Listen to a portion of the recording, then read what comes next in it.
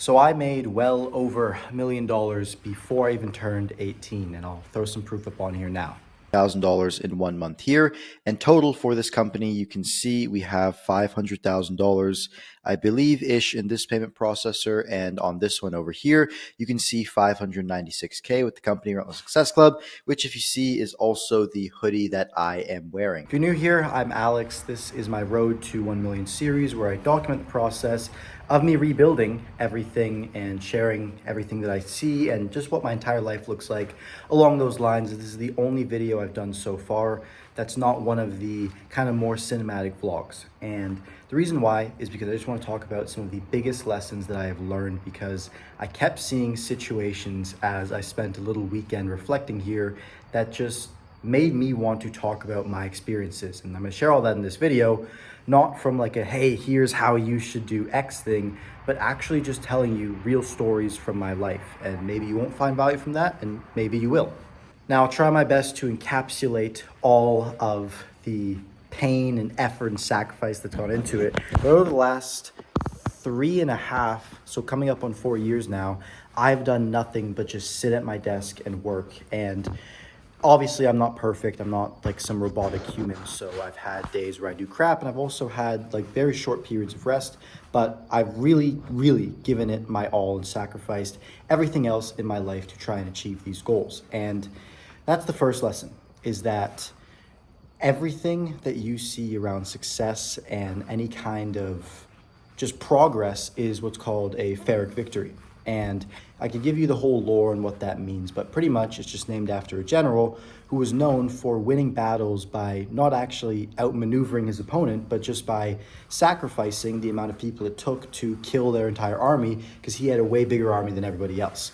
And the term Pyrrhic victory is meant to describe when something is pretty much as you gain, as much as it also costs. And I've seen that completely true with success in every aspect of my life, is that when you work your tail off to achieve something and you finally get it, you don't even have this feeling of euphoria for the really big milestones. Maybe your first few, you get that euphoric feeling, but I'll tell you, I remember sitting there the night of December 31st, having a panic attack, and on the phone with my business partner, completely clueless after we had just hit our first $100,000 month to end off the year.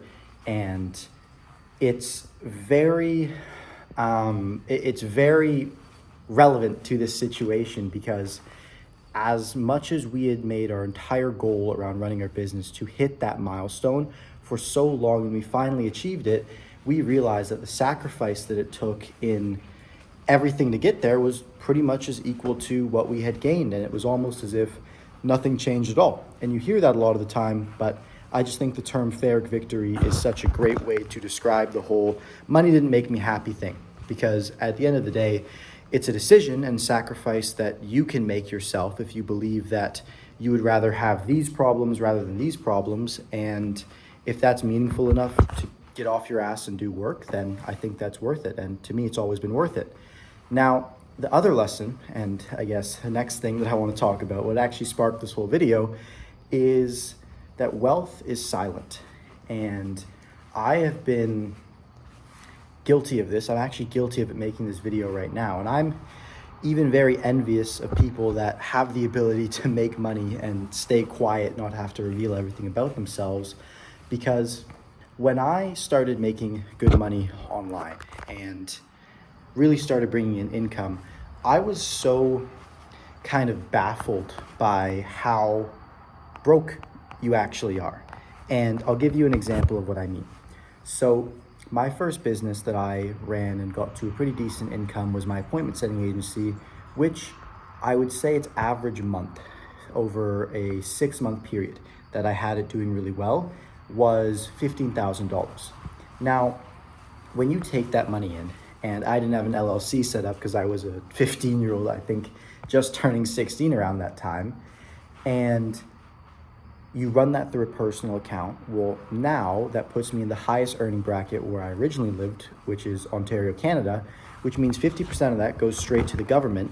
And even before that, I still did have margins in terms of payouts to the appointment setters, all these people. So it was very humbling and very funny when I was making all of this money, and you can sit there and show your payment processors to people, and yet the actual amount that I was adding to my account, which I hadn't really learned to invest yet, which is a whole nother situation, it wasn't adding up to anywhere near what I thought it would. It's like 3-4K a month, which when you start to consider the pros of an actual job versus some entrepreneurial ventures, a lot of people don't talk about this. And a lot of people really, they don't inflate their numbers because those are the numbers they do, but they, make sure I'm using this word right, but they conflate their numbers with their actual personal wealth and net worth. And I've been guilty of this. It doesn't work that way.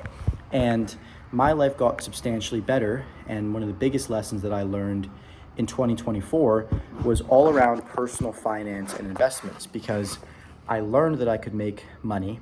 And this was around the time that the business I was talking about hit $100,000 a month. I left it about midway through the year, and that's a whole nother story.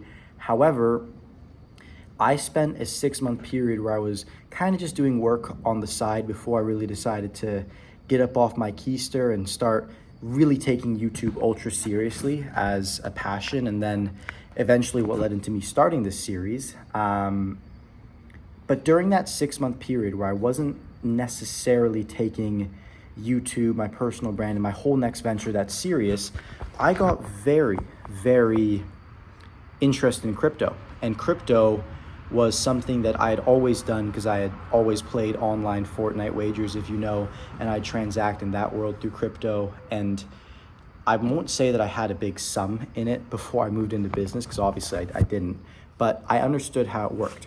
So as I started making more and more money, I also learned to diversify into crypto, but I also didn't want to be a dumbass diversifying into crypto. So I had to learn personal finance and what money actually is, how it works, the difference between parking money, the difference between spending money and losing money, all of these things. And to sum, the lesson that I derived from that entire experience was, first and foremost, you have to consider the freedom of money. And a book that I think dives into the psychology of this, it's a very quick read, it's very basic, but it's The Psychology of Money by Morgan Housel. And it talks about this concept that actually I think Alex Becker first taught me, where you want to live well below your means. And I've always kind of identified with that philosophy. I've liked it. I'm like, all right, cool, this is awesome. But I've never actually been able to articulate why. And now I finally can. And it's because the extra additional money that you have in your bank account isn't just getting destroyed due to inflation or because you're not going after some high yield return with it. It is the money that pays for the peace of mind that you get to experience in life. And that's truly something that I found invaluable living below my means. Is not that it's any holier than thou or like a moral high ground that I don't want to spend money on external things. It's like I realize that, and I've made this mistake, I've had a $3,500 rent payment. And even earlier this year, I talked about leaving an apartment. I won't say penthouse because it wasn't a penthouse. It was like within a few floors of it. But I was spending $3,000-ish, $4,000, and that's between myself and one other roommate. The one initially, $3,500, was between 3 roommates. And that's just personal, like rent expenses. If you add on all the other stuff, it's more than that. Now, I've done that, and the trade-off for me was just that additional luxury at my wealth level was not worth it compared to the peace of mind that I have, which is where I moved into what I actually decided to do. And I want to talk about this because I think it's very relevant here.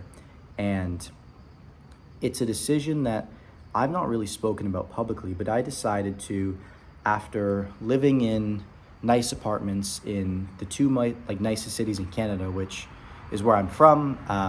It's where I saw myself living for a very long time. And after living in both of those cities and seeing them, enjoying them, I decided to move to Florida and purchase a home with my mom. And it's interesting because I have a family dynamic where that makes sense for me.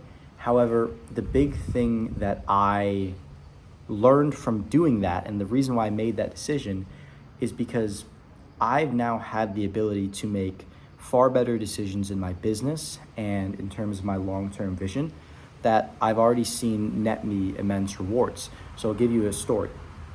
For the longest time, I have wanted to produce the best quality YouTube videos ever. And I just want to produce good videos. Now, the thing that would get in the way of that for me was I would try to compare what I'm currently doing to other people in my market, and then I try and shortcut it. I would try to copy so-and-so setup, or I try to pay for a content person to do that. And I've gone through, at my previous company, the number was 6. Between me personally, I think I've gone through about 3 or 4 contractors or education programs, however you want to frame it, but people to help me with YouTube. And it got to a point where while I was in that kind of inflated and not financially intelligent spending model, that was what was forced of me. It forced my hand because I had to do certain other activities to get money in the front door quicker. However, compared that to what I've been doing for the last 6 months, which is I decided, hey, let me go and learn everything. Let me learn the cameras. Let me learn the studio lighting. Let me learn every little inch of what for the last 3 months has been Premiere and After Effects. Let me learn Photoshop to do thumbnails and a million other little things. But let me learn the entire process by myself. And doing that has given me such an insane perspective, and it's allowed me to, quite frankly, on my main channel, make videos where I tripled my subscriber count with 2 videos. My last 2 videos I've uploaded. I'd on average get around 500 views on my videos, and that's being a little bit generous, maybe like 250 to 500, maybe 1,000 if it's a really good one. Now my last 2 videos have both crossed over 100,000 views. And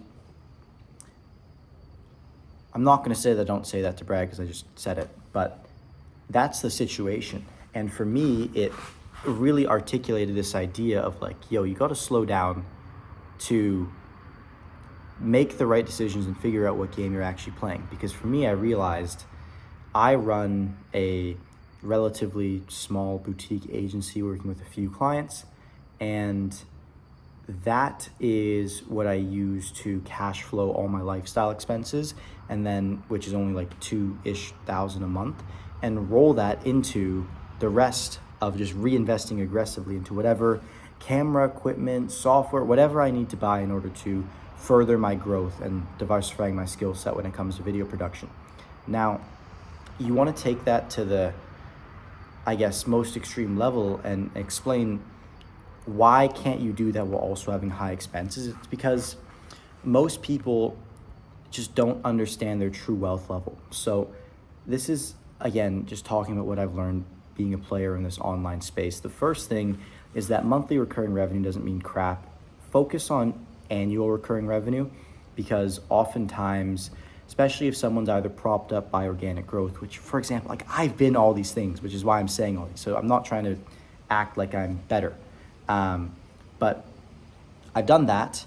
Now I've also been in the situation where you have your ads, and when you run ads, you go through like typically like 3 to 4 media buying groups. But those first few media buying groups, Facebook really pushes your ads because it has a warm buyer audience, either off of just an existing organic presence that you've kind of got people in your ecosystem, or just like plain and simple good buyer profiles for whatever you're selling. But there's these spikes that people can get on a month-to-month basis that aren't necessarily a reflection of what their business's wealth is in a year. And this is why lifestyle marketing is especially dangerous, because you have to try and recreate that high. It's very similar to the psychology of an addict, how some lifestyle marketing businesses run. I won't say all. Now, you take that and you look at an annual recurring basis, you'll get a true accurate representation, and not what they're doing this month, rolling that forward to 12 months. It's what they've done over the last 12 months. So only looking at a company's historical progress. So that's the first way, is you want to measure your wealth based off that. And I know people that watch this are entrepreneurs. If anybody's even watching at this point, they're optimists. They're saying, hey, I'm only getting better from here, greater. Yes, I'm sure you are, but look at the last 12 months of history and let the pain of having to do that and that number being lower than you want motivate you to go and make more money, to skew the average up. However, you look at that, and then you also factor in the margin like I was talking about earlier. And the story that actually led me to this is I had a friend who was potentially working out a deal or a partnership with somebody, and they were saying they do $500K a year. And just by doing some basic math on where they live in the world, the fact they didn't have an LLC, just like all of this stuff, you can realize that their netting maybe 10% of what they said their year to date was. Yet they run around with the year to date. And again, I'm not knocking anybody's hustle. I'll never be a hater of all these things because I've been in those situations and I understand it. And who's to say that I won't be that person again? All I know is that right now, as I'm recording this, that's not the life that I've personally chosen. And I've been continuously rewarded for doing that. And taking you back to that 6 months where I really focused on my personal finances, not even trying to necessarily grow business, make more money, even like grow personal brand. I was able to increase my net worth, so not my income, but my net worth through good investments during the meme coin era. And sorry, not good investments, good speculation during the meme coin era, because they're not investments. I got out as soon as the top really hit, and I was out around like the Trump top, not like the Lira top. Anyways, I won't get into crypto talk, but I navigated that space. I had an edge, being that I knew from my connections in the Fortnite world a lot of the people that were involved in it, and I did what I could with what I had. Now, that's an example of not conflating the fact that you can make a lot of money in a short-term period with the fact that that's now your threshold of who you are. And that's been very humbling for me to understand, is that I've had hot periods in business where I make a lot of money. I've had hot periods in investment where I make a lot of money. And I've had hot periods in personal branding where I might get a lot of attention. And who's to say it's only gonna go to a peak and I'm gonna have to work my ass off to get it back up. So understanding the ebbs and flows of things, and this comes back to the idea of like, hey, live well below your mean, because the ebbs and flows of things will always allow you to have that margin where you can act accordingly.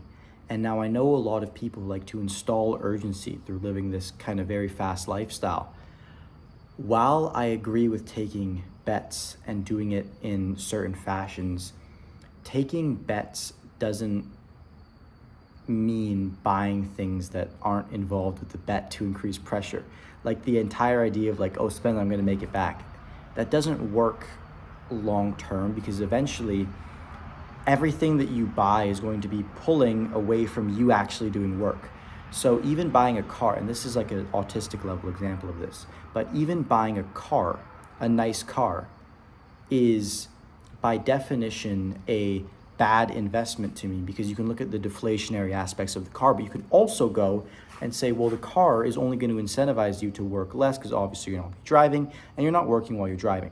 And the more of these purchases you stack up, eventually you create a lifestyle where, yes, you want to spend it and make it back, but the things that you're spending it on are pulling you away from the work. So it creates this really big tear on you. And again, I've been there. But yeah, those are the biggest lessons I've learned around money. Now, mindset, first thing is that consistency really is everything. I think so many people undervalue consistency and also overestimate how hard other people work.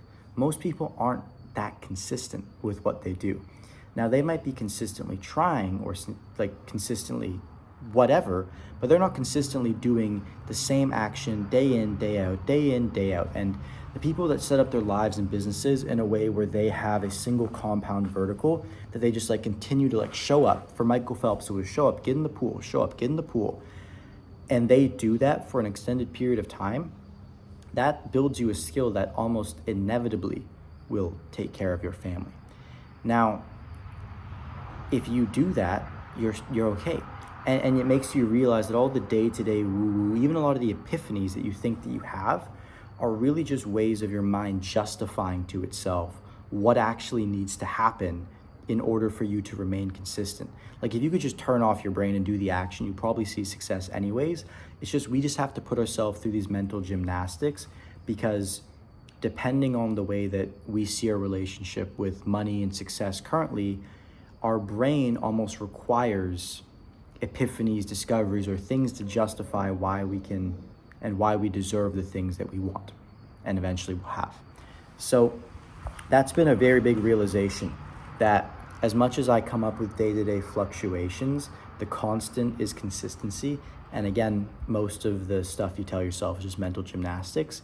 That being said, another one that relates to the concept of consistency is going to 80%. And I talk about this a lot on my Road to 1 Million series as you see me navigate throughout my days, which is what this whole channel is usually all about.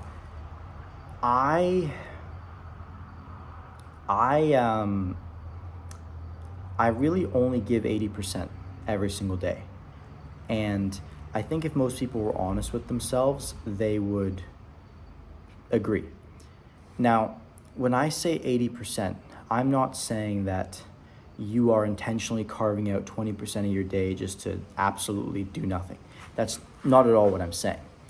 What I mean, though, is that if you understand human biology, which I always hated the idea of like, I'm limited by human biology, but it really is true, and I'll give you an example here.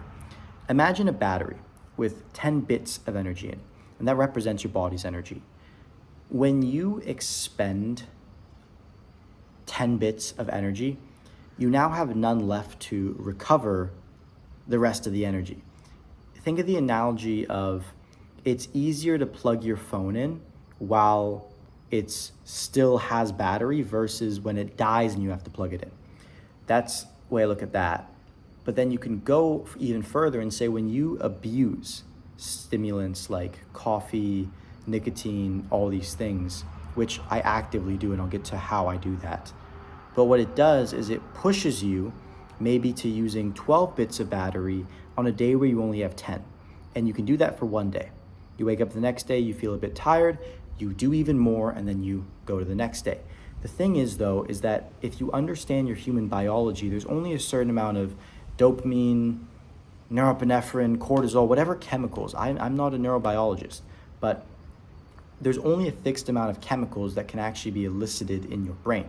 So what happens then is you're just building up this debt that eventually is going to have to crash.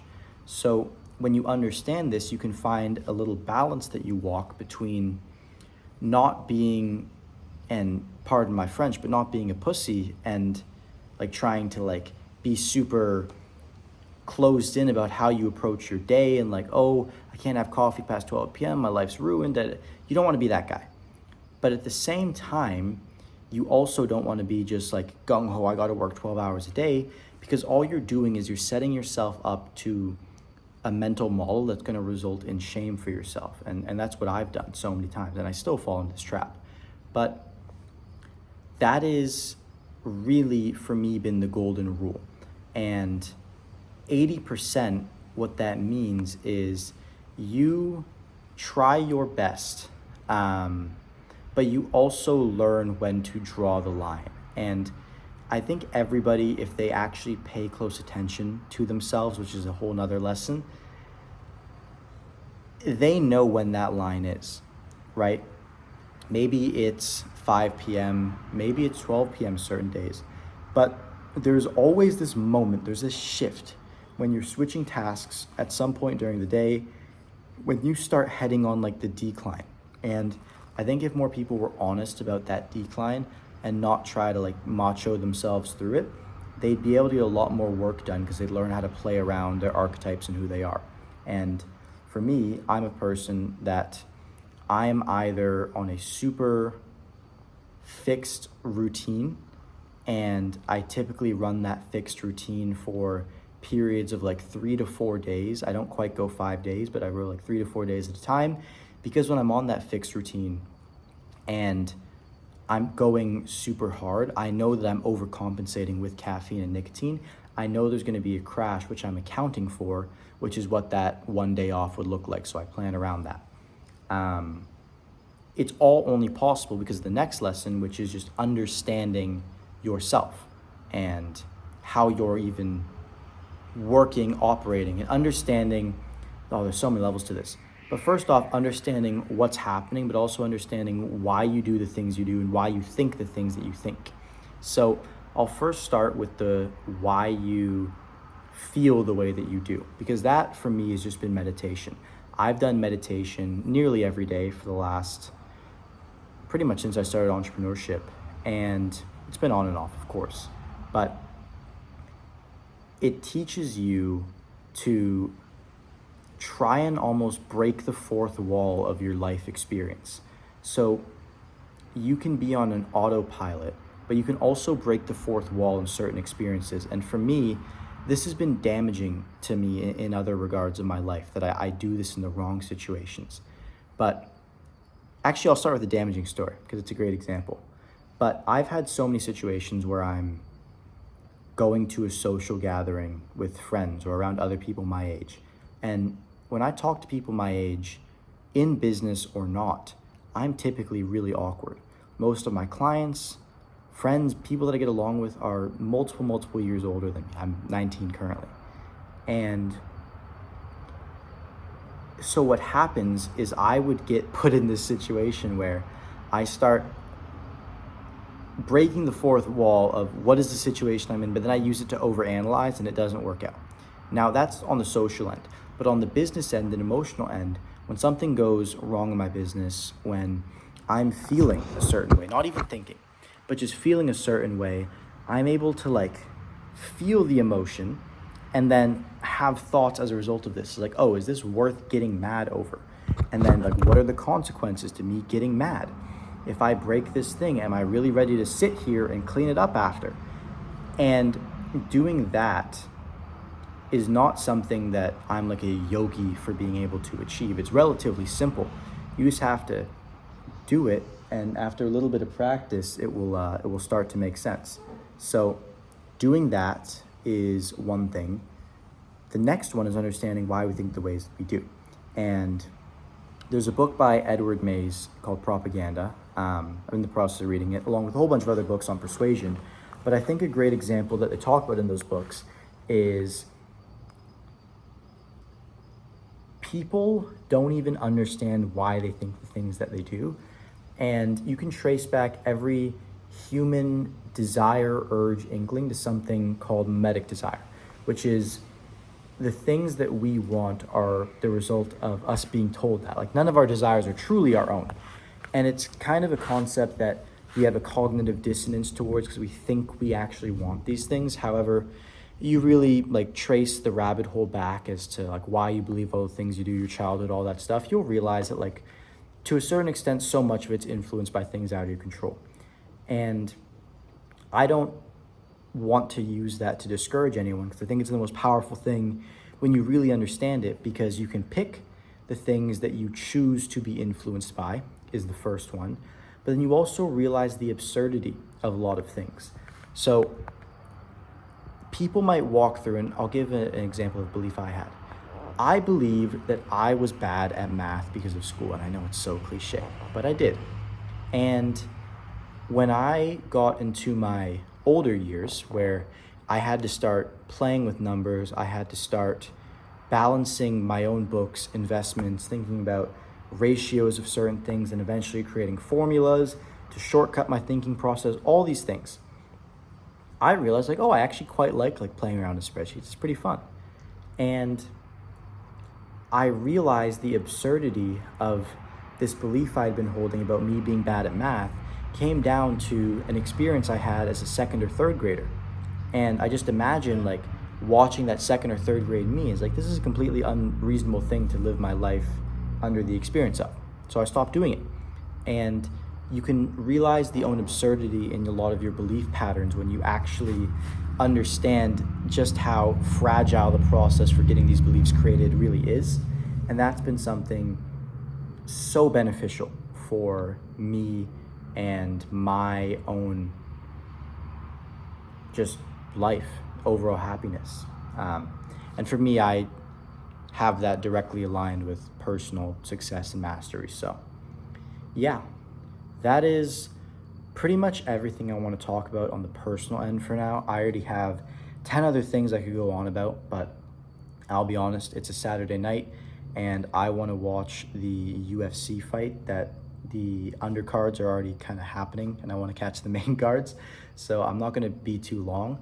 I just want to wrap it up by saying you have to prioritize and understand the game you're playing. And for me, when I spent time to reflect on the game I'm playing, I picked the net worth game, and I picked the skill development and personal peace and freedom game. So I have always wanted to come at the marketing info space, not from a perspective of extreme flexing, but also not from the perspective of like I'm peace, etc. And I have beliefs around like spiritual, holy books, all this stuff, religion. I just never want to talk about it on camera. I don't think that it's fitting. Now, and ever. I don't want to talk about it on camera right now. I don't think it's fitting. Now, I want to position myself as somewhere in between, and this is where it comes down to the game that I'm playing. I want to position myself somewhere in between those two pillars where I can level with people on a lens of, hey, don't be a dumbass with your money, but also don't pretend that you don't want money. And that's been such a difficult thing as a kid, just trying to navigate this all for me to truly grasp. And I think that it's something that maybe others can relate to from everyone I've spoken to. So that's how I want to come at this space. And the reason why I picked daily vlogs is because I don't want to do any of the crazy lifestyle marketing. And I want to make my life as boring or as exciting as it is, but just the accurate representation of how I live. And there's no better way for me to do that than turning my life into a Truman Show and sitting in front of the camera every single day, not only doing these long rants, which I haven't even done for about 2 weeks, but actually carrying you throughout my day, showing you the Zoom calls I'm jumping on, showing you the work that I'm doing and trying to doll it up by using copyright sounds and edit montages, because I know I love those when I watch. So that is what I'm here to do. And hopefully somebody can take value from the lessons that I've learned, because as I continue to get more experienced, I won't say wiser, but more experienced, I understand how general life works a lot more. And you start to remove a lot of the elitist mentality around being an entrepreneur and start to just, again, pick what you really want, which I already talked about what I want to do. I just want to have something that builds my net worth, active cash flow, personal brand built on I already ran the whole thing. But I also want to make the best videos and share a way to doing YouTube, become such a good master of YouTube that I truly understand the game at a deeper level than anybody in the space around YouTube specifically, because I don't just pick one thing and work with it. I've found how to take the first principles of the emotion around things and find a way to make that convert. So I won't leave you with my undeveloped thoughts any longer, but those are a few of the crystallized lessons I've learned. And if you find this valuable, I mean, let me know, because as I said, I could riff. I probably got around 3.5 hours realistically more of ideas currently in my head, not even counting for if I sit down and properly try and think about what I could talk about for a video, around just some of the biggest shifts that I've learned as, again, somebody who sacrifices everything. Like, my life is truly a Pyrrhic victory. It's not glamorous glitz, the things that I've achieved. It's a direct trade-off of what I've given as a result. And I don't want to romanticize that trade-off, because if you value certain things, it's not worth making, at least to the extent that some people are willing to go. And for me, like, there's levels that I'm not willing to go to right now. So that is that's that. And yeah, let me know if you enjoyed. I hope like I say on my main channel video, that I don't really say them on these vlogs often, but I hope that the time you spent was worth the value you got in return. And if you enjoyed this, I'm happy to make a lot more videos like this in the future.